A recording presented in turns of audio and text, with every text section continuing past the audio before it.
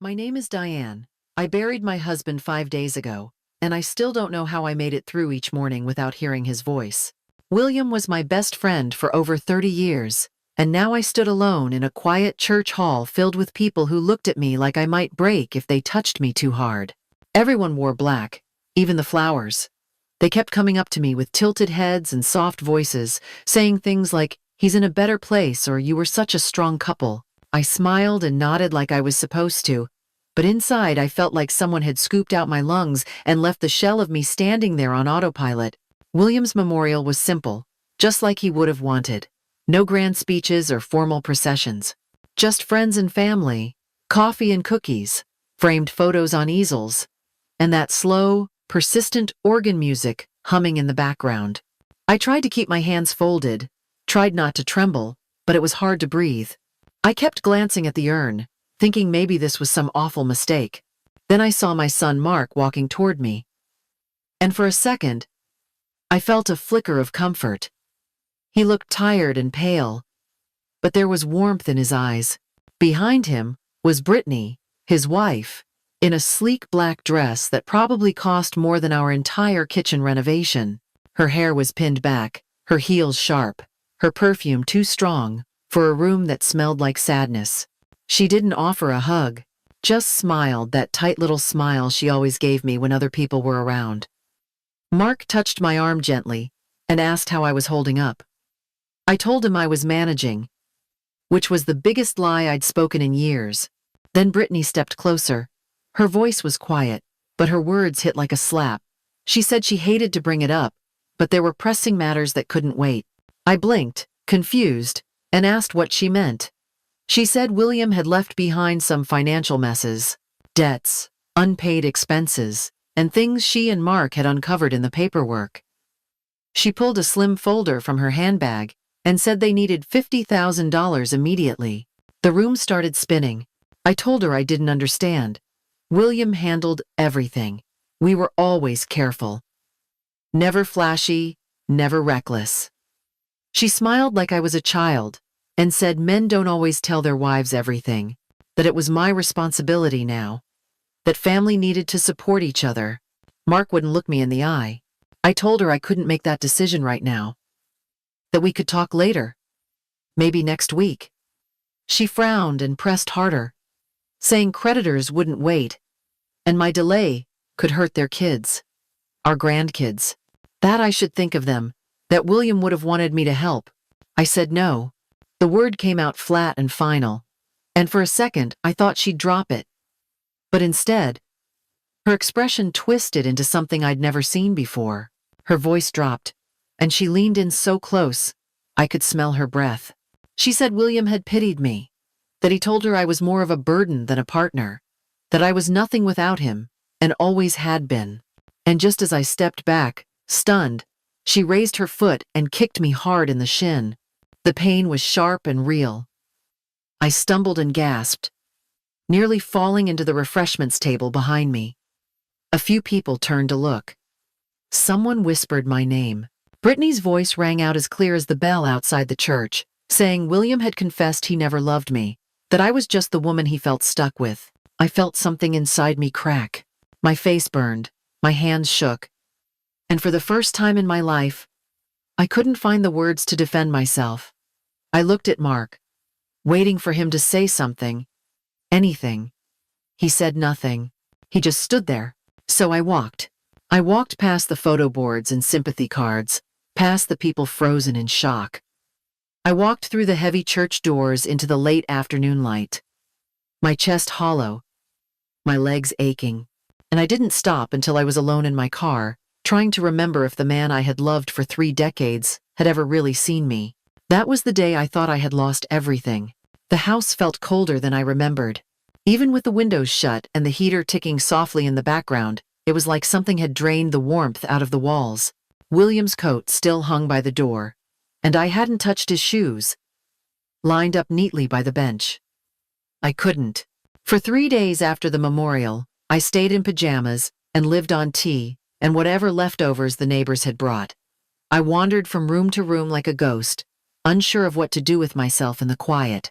I sat in his chair, clutched one of his old flannel shirts, and let silence settle over me like dust.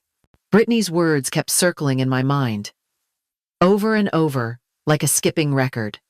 He never loved you. He pitied you. He told me. I wanted to scream, to tear up the photos on the mantel, but instead I just sat still and stared at the walls. What if she was right? What if everything I thought I had was just kindness, mistaken for love? I didn't answer the phone for days. Friends left messages, some awkward and cheerful, some soft and teary, but I couldn't bring myself to speak to anyone. Not yet.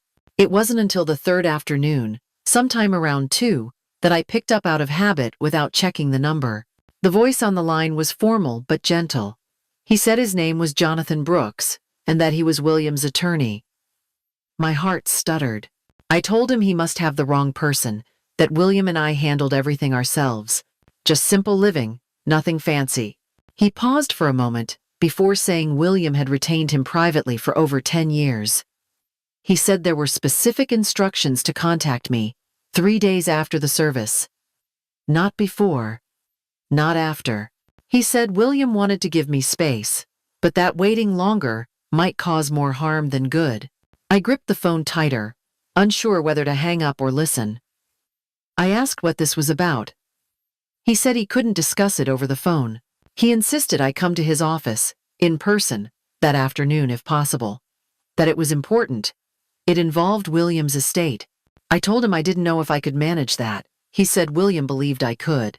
And just like that, I found myself staring into the mirror, brushing out my tangled hair, putting on jeans and a cardigan with trembling hands. I had no idea what was waiting for me. But I needed answers. Jonathan Brooks greeted me in a quiet office that smelled like paper and lemon polish. He looked to be in his early 60s, with kind eyes and a voice that didn't rush. He pulled out a thick folder and set it gently between us on the polished table. He started by saying William had come to him shortly after Mark married Brittany. He said William had concerns, not just about Brittany's character but about what might happen to me if something ever happened to him. I sat there frozen, unsure what to believe. Jonathan opened the folder. He showed me documents with my name typed neatly at the top. Bank accounts, property deeds, business holdings. It didn't make sense at first. We lived in a modest 3-bedroom house. We clipped coupons. We drove the same cars for a decade. I asked what all this meant. He said William had spent over 30 years quietly building wealth, that he had invested in stocks, in real estate, and in something called Stonebridge Logistics. My stomach flipped. I'd heard of Stonebridge. They were one of the largest logistics companies in the state. Jonathan nodded slowly. William started as a shift manager. But over time, he bought shares. Small ones at first, then the larger ones. When the original owner retired, William had the chance to buy the majority stake, and he did. He became the silent owner, and I, by extension, became the current legal owner. I stared at him like he was speaking another language. He handed me a smaller file. Inside it was Brittany's employee record. She worked in Stonebridge's accounting department. That meant she worked for me. My hands trembled, not out of fear, but something else. A shift I could feel deep in my bones. Jonathan leaned forward and said William left it all to me. Every share, every building, every dollar. He had written a detailed letter explaining why he kept it hidden. Not out of mistrust, but protection. He wanted me to live freely, without pressure, without anyone trying to use me. I sat back in my chair, dizzy with the realization. Brittany had kicked me at my husband's memorial and called me worthless. And the entire time, I held her paycheck in my hands. I wasn't just William's wife. I was the woman he trusted most in the world. I was his legacy, and I was about to decide what to do with it. The morning after meeting with Jonathan, I sat at the kitchen table with a mug of coffee that had long gone cold. The folder with all the documents still lay open in front of me, pages marked with tabs, my name everywhere. I wasn't grieving anymore. I was studying. I hadn't slept much, but I felt sharper than I had in weeks. Maybe months. For the first time since William died, I felt anchored. Not just in memory, but in purpose. My husband had trusted me with more than money. He had trusted me with power. I picked up the phone and called Robert Lang, the general manager of Stonebridge Logistics. He didn't know who I was. Not really, but he would. I told him I was taking an active role in reviewing operations and requested a full audit of the accounting department. No accusations, just routine oversight. He agreed quickly, politely, unaware that I already knew whose file would be the most interesting.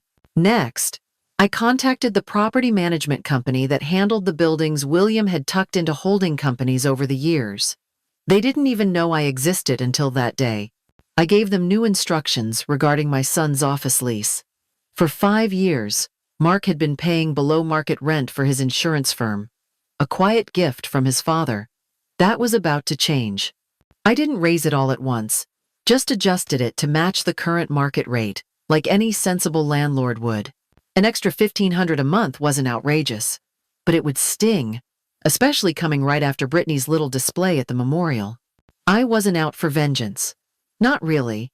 I wasn't looking to humiliate or destroy anyone.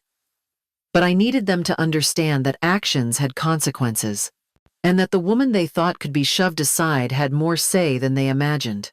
Later that week, I sent a follow-up email to the HR director at Stonebridge. I asked for updated performance reviews from all accounting staff.